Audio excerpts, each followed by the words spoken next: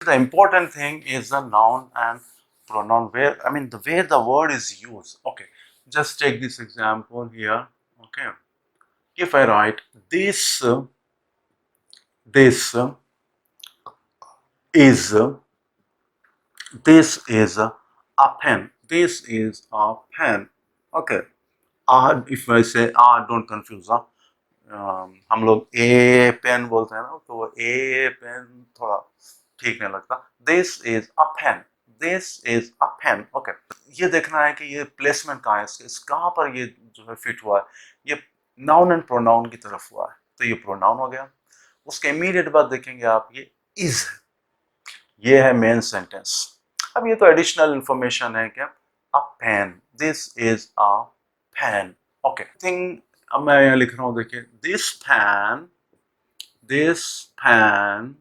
Is black. Black. Now अब आप परेशान हो जाएंगे कि भाई सर, ये दिस इज अ पेन बोल रहे हैं और दिस पेन इज बोल रहे हैं, डिफरेंस क्या है. यहाँ पर इंपॉर्टेंट वर्ड पेन है. इंपॉर्टेंट वर्ड पेन है. Pen is black. Pen is black. तो दिस क्या है, दिस यहाँ पर यूज हो रहा है ऐसे डिटर्मिनर बोलना है इसको, एडजेक्टिव बोलना है, जो बोलना है बोल लीजिए आप इसको.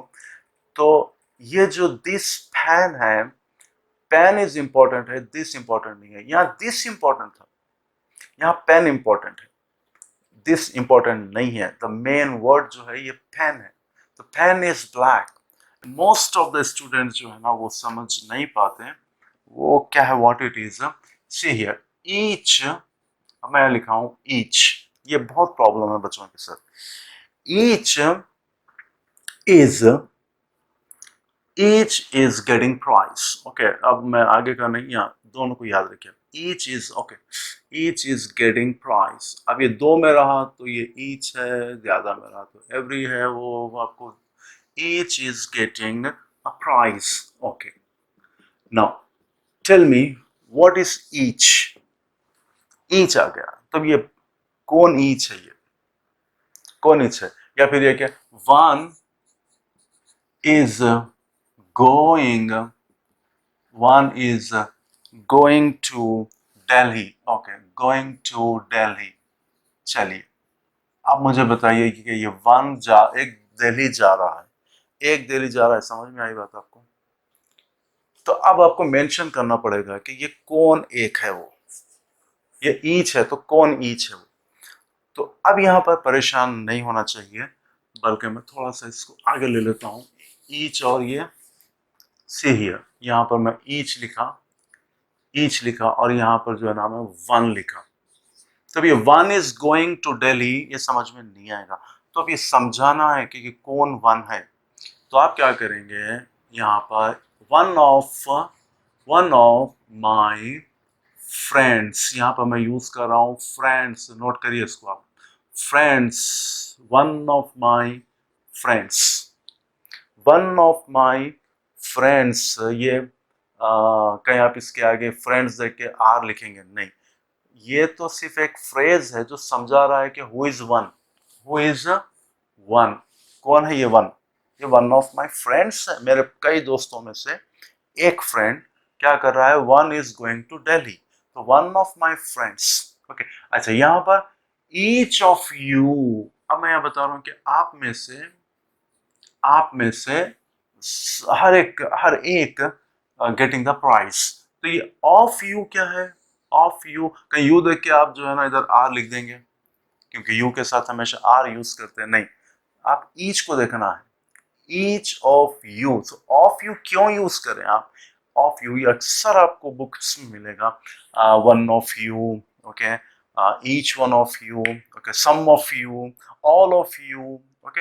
तो ऑल ऑफ देम, ओके. तो इस तरह ये जो प्रोनाउन देम यूज हो रहा है, यू यूज हो रहा है, तो उसके आप जो है ना उसको आप अवॉइड करें. ये देखेंगे ये ईच है, तो ये भी प्रोनाउन ही है, ये प्रोनाउन है. ये each of you, each one of you, okay, one of my friends, none of the students is coming. क्योंकि अच्छा, none का क्या है, none जो है ना प्लूरल भी यूज होता है और जो है ना वो सिंगुलर भी यूज होता है. तो none के लिए प्रॉब्लम नहीं है, गलती हो गई तो। ऑल का भी यही हाल है, ऑल इज वेल बोलते हैं ना, गाना भी है, all is well, okay, all are good.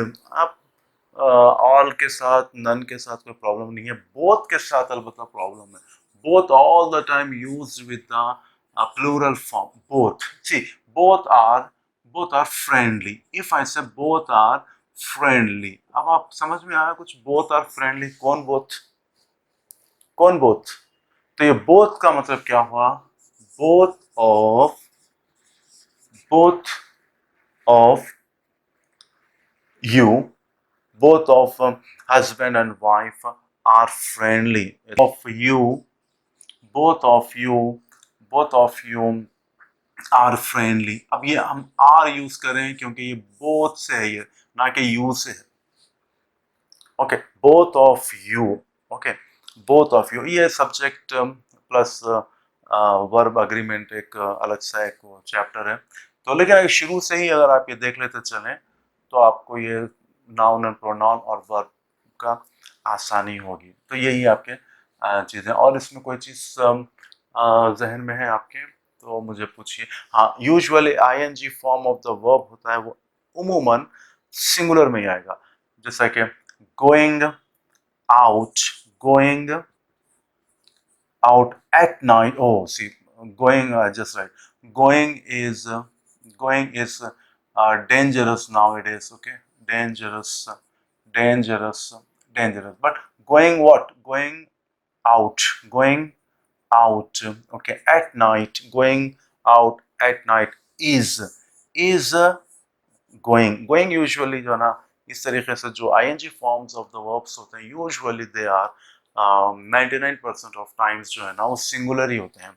Smoking is injurious, okay, तो स्मोकिंग क्या है, स्मोकिंग सिंगुलर नाउन बनेगा मोस्ट ऑफ द टाइम्स, लेकिन समटाइम्स यू नो प्लूरल भी बनता होगा, but you have to be very much careful when you are using verbs. वो असल ये सही है गलत है आपकी ये पहचान है। हम जो है वर्ब्स में पढ़ेंगे बी फॉर्म्स।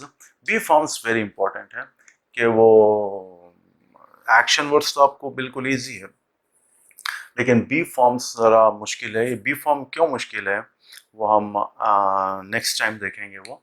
तो आज के लिए इतना ही काफ़ी है। Thank you very much.